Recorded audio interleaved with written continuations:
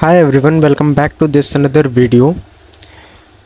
आज का ये वीडियो होने वाला है टारगेट CSIR नेट जून 2026, जिसका कि आपको फॉर्म आ चुका है और CSIR नेट का ये फॉर्म होने वाला है और आई होप आपने वो फॉर्म देख लिया होगा, जिसमें कि आज के इस वीडियो में हम part B and part C के क्वेश्चन को डिस्कस करेंगे। अगर आपको नहीं पता है तो बता दें कि ये हमारी PYQ डेली PYQ सीरीज़ का डे नंबर 41 है, PYQ नंबर 41 है, जिसमें कि आज हम part B and part C के क्वेश्चन जो कि हमारे डेवलपमेंटल बायोलॉजी के पोर्शन में आते हैं उनको हम डिस्कस करेंगे इस सेशन में। ये बहुत छोटा सेशन होता है। अगर आप डेली PYQ नहीं लगा पा रहे हैं तो ये आपका एक कंटिन्यूटी मेंटेन करने का एक जरिया होता है, एक सोर्स होता है, जिससे कि आप डेली PYQ एवरी डे लगा पाएँ। और इसमें हम थोड़े ही क्वेश्चन लगाते हैं लेकिन डेली बेसिस पे लगाते हैं, जिससे कि आपकी एक फ्लूइडिटी मेंटेन रहे और क्वेश्चन को समझने की कोई जो टेक्निक होती है, किस तरह के क्वेश्चंस आते हैं, उन सभी में आपको हेल्प मिले। तो ये आप वीडियो कभी भी दिन में निकाल के टाइम देख सकते हैं। बहुत छोटे छोटे वीडियो होते हैं लेकिन एवरीडे पे होते हैं, इसलिए आप प्रैक्टिस आपकी डेली एवरीडे होती रहती है। तो चलिए स्टार्ट करते हैं आपका आज का सेशन। आपको पता क्या करना है, आपके क्वेश्चन स्क्रीन पे शो होंगे और आपको उस क्वेश्चन का आंसर देखना है और मैं उसको एक्सप्लेन करूँगा और आपके लास्ट में क्वेश्चन के जितने सही आंसर बनते हैं उनको आप कमेंट बॉक्स में कमेंट कर सकते हैं। तो चलिए स्टार्ट करते हैं आज का सेशन। आपकी स्क्रीन पर पहला क्वेश्चन शो होगा, उसका जवाब दीजिएगा और फिर मैं आपको एक्सप्लेन करूँगा। फर्स्ट क्वेश्चन आपकी स्क्रीन पर शो हो रहा है। उससे पहले एक छोटा सा मोटिवेशन कोटेशन है कि डोंट लूज़ योर फोकस। अपना फोकस मत लूज़ करिए। अगर कुछ भी क्वेश्चन बन रहे हैं या फिर नहीं बन रहे हैं तो डेली बेसिस पे उनको आप पिकअप करिए, क्वेश्चंस को लेने की टेक्निक को देखिए किस तरीके क्वेश्चन पूछ रहा है और अपना गोल सेट रखिए एक जगह पे। तो आज का यही कोटेशन था। चलिए स्टार्ट करते हैं। अब आपकी स्क्रीन पर पहला क्वेश्चन शो होगा, उसका जवाब दीजिएगा। फर्स्ट क्वेश्चन आपकी स्क्रीन पर शो हो रहा है। फर्स्ट क्वेश्चन जो आपकी स्क्रीन पे शो हो रहा है वो क्या कह रहा है, यहाँ पे ये क्वेश्चन कह रहा है what is the pattern of cleavage observed in mammal. Mammals में आपके किस तरीके का क्लीवेज आपको देखने को मिलता है। तो यहाँ पे रेडियल क्लीवेज कह रहा है, स्पाइरल कह रहा है, रोटेशनल कह रहा है या फिर बायलैटरल कह रहा है। तो रेडियल क्लीवेज तो आपको इकाइनोडर्म्स से देखने को मिलता है। स्पाइरल की बात करें तो ये आपको मोलस्कस में देखने को मिलता है। और बात करें रोटेशनल क्लीवेज की तो यही ऑप्शन हमारा सही होगा, क्योंकि रोटेशनल क्लीवेज की बात करें तो ये आपको ह्यूमंस में और बेसिकली तौर पे तो कहें तो मैमल्स में आपको ये देखने को मिलता है। कौन सा क्लीवेज? आपको रोटेशनल क्लीवेज, जिसमें कि आपका क्या होता है, जो सेल्स आपकी जब 16 सेल स्टेज के बाद आपके मतलब क्लीवेज उसमें देखने को मिलता है जब जाइगोट फॉर्मेशन होता है। तो इसमें क्या होता है, सेल अपने एक्सिस पे भी डिवाइड होती रहती हैं और साथ ही साथ अपना नंबर भी मल्टीप्लाई करती रहती है, यानी एक्स एक्सिस पे भी डिवाइड होती हैं, साथ साथ आपका वाई एक्सिस पे भी टोटल डिवाइड होती रहती हैं। तो और अपने नंबर को मल्टीपल करती रहती हैं। तो यही हमारा रोटेशनल क्लीवेज में आता है। तो आई होप आपको यह इसका आंसर मिल गया होगा। नेक्स्ट क्वेश्चन की ओर बढ़ते हैं। नेक्स्ट क्वेश्चन आपकी स्क्रीन पे शो होगा, उसका जवाब दीजिएगा। तो क्वेश्चन आपकी स्क्रीन पे शो हो रहा है, ये क्या कह रहा है पहले इसको समझते हैं। तो इस क्वेश्चन में अगर हम देखें तो इस क्वेश्चन में हमें क्या पता चल रहा है, पहले उसको हम क्वेश्चन को पढ़ते हैं, उसके बाद हमें पता चलेगा। तो फर्स्ट वन कह रहा है कि migration of individual cells from the cell surface into the embryo interior is termed as. तो यहाँ बोल रहा है कि जो एम्ब्रियो बनता है आपका जाइगोट फॉर्मेशन के क्लीवेज के बाद, उसमें क्या होता है कि आपके कुछ सेल्स होती हैं, जैसे कि आपके ब्रास्टूरा फेज़ में क्या होता है या फिर गैस्ट्रुलेशन फेज़ के में क्या होता है कि आपके कुछ सेल्स क्या होती हैं अपने जगह से माइग्रेट हो जाती हैं। कुछ सेल्स क्या होती हैं अपने ऊपर एक सेल्स लगा लेती हैं। कुछ सेल्स क्या होते हैं कि अंदर की ओर धंस जाती हैं। तो वैसी कंडीशन में क्या होता है, यानी कुछ सेल्स ऐसे अंदर की ओर धंस जा रही हैं, यहाँ पे एक इंटरस्टेशियल फ्लूइड भर जा रहा है। तो ये इसमें क्या होता है कि इंडिविजुअल सेल्स ऐसी कौन सी जो माइग्रेट करती हैं किसमें, आपके सरफेस में, सेल के एम्ब्रियो के सरफेस में माइग्रेट करती हैं। इन्ग्रेशन की बात करें तो इसमें जो होती हैं सेल्स जो होती हैं वो क्या करती हैं, सेल के सरफेस पे माइग्रेट करती हैं और अपना नंबर बढ़ाती हैं। इन्वोल्यूशन में क्या होता है कि इन्वोल्यूशन में आपका सेल्स जो होती हैं वो माइग्रेट भी करती हैं, साथ ही साथ क्या होती है अंदर की ओर मुड़ जाती हैं, अंदर की ओर मुड़ जाती हैं। इनवेजिनेशन में क्या होता है कि जो सेल्स होती हैं आपकी ब्लास्टूला में वो क्या होती हैं केवल अंदर की ओर पूरी मुड़ जाती हैं, यानी कुछ ये इस टाइप की सेल्स बना लेती हैं। उसके बाद डीलेमिनेशन की बात करें तो इसमें एक ही जगह पे अपने ऊपर सेल्स चली जाती हैं, यानी अपने ही एक्सिस पे क्या होता है कि डिवाइड हो जाती हैं, यानी अपने ही एक्सिस पे क्या होता है ऊपर नीचे हो जाती हैं, डिफ्रेंशिएट हो जाती हैं। तो यहाँ पे सेल की सरफेस पे अगर मूवमेंट की बात करें तो migration of individual cells from the surface of embryo ingression इसका आंसर होगा, जो कि सबसे सही आंसर माना जाएगा। आई होप आपको आंसर मिल गया होगा आपका। नेक्स्ट क्वेश्चन की ओर बढ़ते हैं। नेक्स्ट क्वेश्चन अब आपकी स्क्रीन पे शो होगा। तो नेक्स्ट क्वेश्चन जो शो हो रहा है उसके क्वेश्चन को हम सबसे पहले पढ़ते हैं। तो इस क्वेश्चन में क्या कह रहा है, पार्ट सी का एक क्वेश्चन है बेहतरीन। यहाँ कह रहा है the fate of the cell, यानी किसी सेल का एक फेट मिल गया उसे कि अब वो वापस उसे बनाएगी। Is specimen when it is capable of differentiating autonomously or being placed in a neutral environment with respect to developmental pathway, an embryo will show the developmental pattern based on its type of specification। यानी एक कोई cell थी, उसको निकाल के उसे fate पता चल गया था, साथ ही साथ उसमें क्या है कि वो ऑटोनोमसली डिवाइड करेगी। अब तो उसको निकाल के एक न्यूट्रल इन्वायरमेंट में रख दिया गया है, यहाँ पे उसे एक न्यूट्रल इन्वायरमेंट प्रोवाइड कर दिया गया है। तो इसमें उसमें किस तरीके की कंडीशन देखने को मिलेगी, ये यहाँ पे कह रहा है। तो इस क्वेश्चन में आगे बढ़ने से पहले दो चीज़ें जान लेते हैं। वो क्या है कि आपका पहले क्या होता है कि एक आपका ऑटोनोमसली डिवाइड कर रही है सेल, तो ऑटोनॉमसली डिवाइड कर रही, तो इसमें क्या होता है, रेगुलेटरी डेवलपमेंट होता है। रेगुलेटरी डेवलपमेंट क्या होता है कि उसे उसका फेट पता मतलब कि उसका रेगुलेशन होने लगता है, और मतलब कि इसमें ऑटोनॉमसली वो डिवाइड करेंगी, अभी फेट उनको नहीं पता है, ये चीज़ होती है। अब उनको रेगुलेटरी डेवलपमेंट में ऑटोनॉमसली हैं, तो उनमें क्या होगा कि अगर उन्हें न्यूट्रल इन्वायरमेंट में ला के रख दिया गया है, तो उनमें क्या होगा कि ऑटोनॉमसली डेवलपमेंट अब ज़्यादा देखने को मिलेगी, क्योंकि वो पहले से ही उन्हें कह दिया गया कि वो ऑटोनॉमसली डिफरेंशिएट करेंगी, कैपेबल है, तो वो अपना प्रॉपर डेवलपमेंट करना स्टार्ट करेंगे। दूसरा क्या होता है, मोज़ैक कंडीशन होती है ऑटोनॉमसली रेगुलेटरी डेवलपमेंट में ही, लेकिन मोज़ैक डेवलपमेंट में क्या होता है कि उन्हें उनका फेट पता चल जाता है कि यानी अब उन्हें उठा के किसी भी इन्वायरमेंट में आप रख देंगे तो वो अपना उनको फेट पता, वो प्रॉपर उसी एरिया को डेवलप कर लेंगे। जैसे मान लीजिए हाथ की सेल्स हैं, तो वो हाथ बना लेंगे, उन्हें उनका फेट पता चल गया। अब आप उन्हें किसी भी एनवायरनमेंट में रख दीजिए, उनमें जो चीज़ें पहले होने वाली थी वही चीज़ बाद में होगी। यानी इसमें क्या होगा, कंडीशन आपकी सारी चीज़ें सब सेम होगी, इसमें जो आपकी स्पीड होगी, जो भी चीज़ें होंगी वो सारी इक्वल में जाएंगी, यानी जैसी पहले थी वैसे ही रहेंगी, कोई चेंज नहीं होगा। लेकिन इसमें क्या होगा, इसमें चेंजेस हो जाएंगे, ये ग्रेटर हो जाएंगी, यानी ग्रेटर डेवलपमेंट शो करेंगी। ये क्या हो जाएंगी, ग्रेटर डेवलपमेंट शो करेंगे अगर न्यूट्रल इन्वायरमेंट में ला के रख देंगे।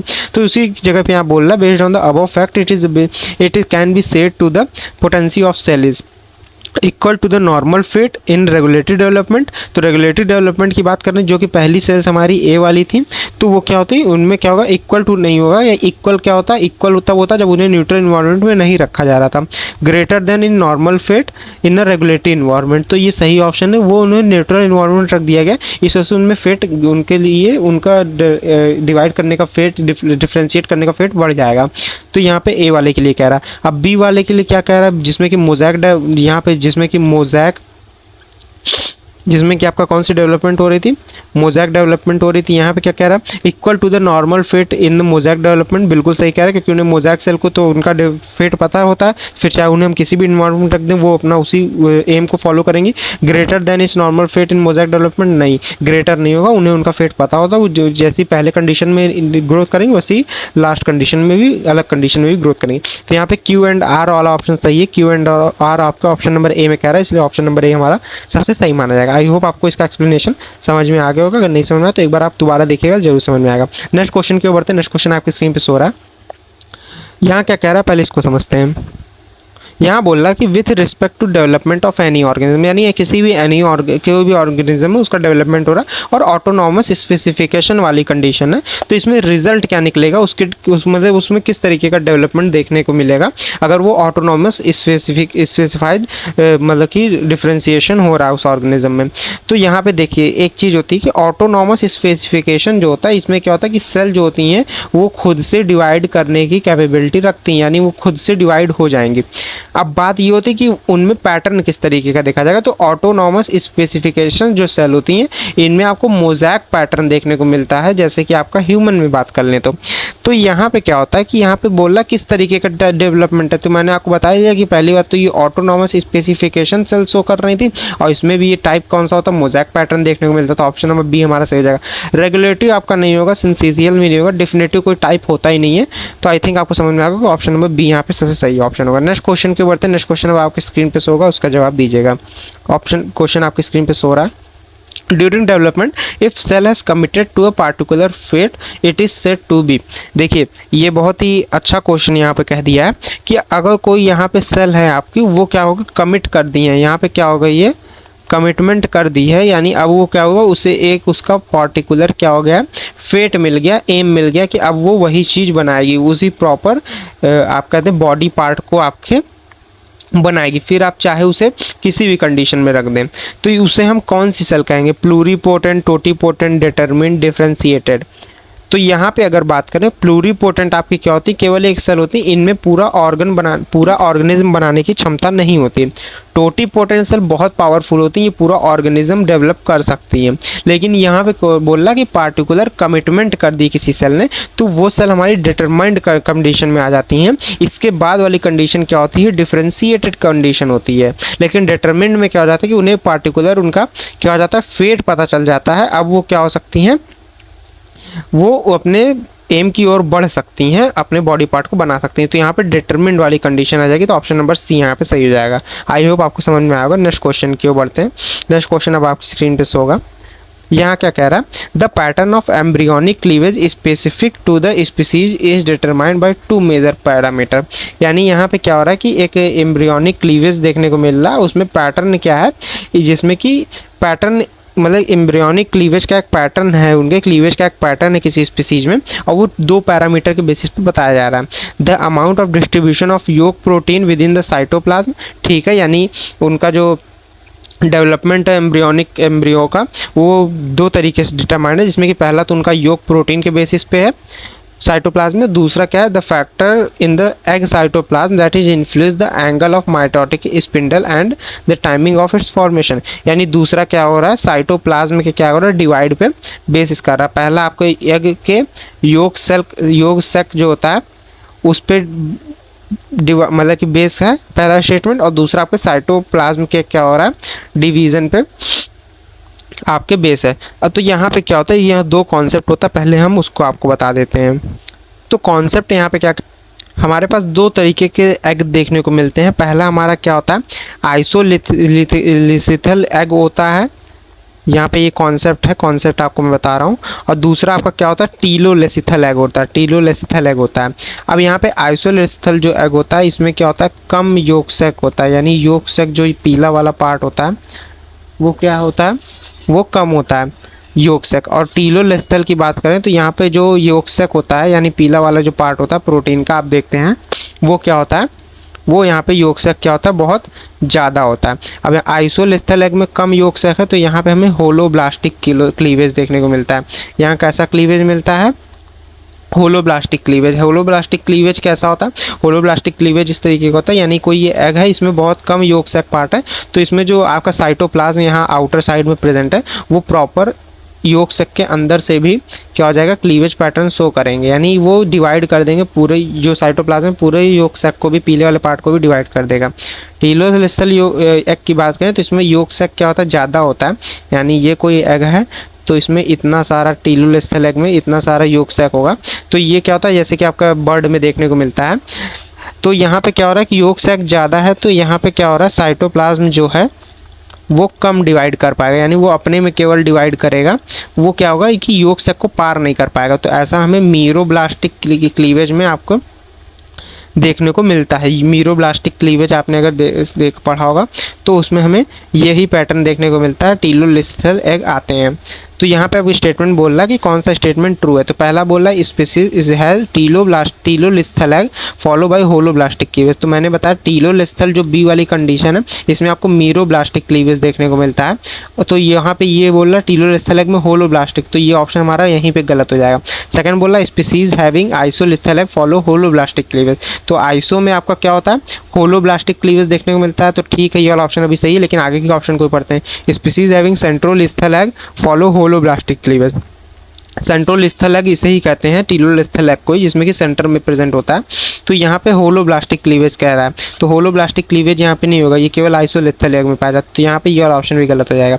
नेक्स्ट बोला species having isolecithal egg following meroblastic cleavage. तो आइसोलिथिल एग में मीरोब्लास्टिक क्लीवेज भी नहीं होगा, तो ये वाला ऑप्शन भी हमारा गलत हो जाएगा। सबसे सही ऑप्शन कौन सा होगा, ऑप्शन नंबर बी सही होगा। तो आई होप ये कॉन्सेप्ट समझ में आएगा कि आइसोलिथिल में कम योग सेक होता है और होलोब्लास्टिक होता है, और टीलोलेसिथल में ज़्यादा योग सेक होता है और मीरोब्लास्टिक क्लीवेज होता है। तो ऑप्शन नंबर बी यहाँ से सबसे सही माना जाएगा और यही वाला ऑप्शन सही होगा। तो आई होप आज आपको ये क्वेश्चन समझ में आया होगा। अगर नहीं समझ में आया तो एक बार पूरा वीडियो दोबारा देखिएगा। और ये हमारा आई थिंक लास्ट क्वेश्चन था। एंड वीडियो के लास्ट में बस आपसे यही एक कहूँगा कि प्लीज़ सब्सक्राइब करिएगा अगर आपको थोड़ी सी भी हेल्प मिल रही हो, थोड़ा सा भी समझ में आ रहा हो, क्योंकि यही हमारा एक मोटिवेशन का सोर्स होता है और आपको वीडियो लाने का मतलब कि यहाँ पे कुछ मीनिंग बनती है और इससे भी हमें कुछ सपोर्ट मिलता है कि हाँ ठीक है वीडियो बनाई है। और लास्ट में ये कहूँगा कि प्लीज़ लाइक करिएगा चैनल को, हमारे शेयर करिएगा अपने दोस्तों के साथ ताकि उनकी भी हेल्प हो। और यहाँ पे कोई भी पीडीएफ होता है मेरे हैंड रिटन नोट्स का तो वो सारा आपको टेलीग्राम ग्रुप में यहाँ वाले मिल जाता है, ये लिंक दी हुई है, यहाँ से आप ज्वाइन हो सकते हैं। लास्ट में आपके लिए यही कहूँगा कि थैंक यू यहाँ तक बने रहने के लिए और सपोर्ट करिए, प्लीज़ सब्सक्राइब करिए चैनल को। मिलते हैं नेक्स्ट वीडियो में नए पार्ट के साथ डेवलपमेंट बायो के, और मिलते हैं नेक्स्ट वीडियो में। तब तक के लिए गुड बाय, सभी को टेक केयर।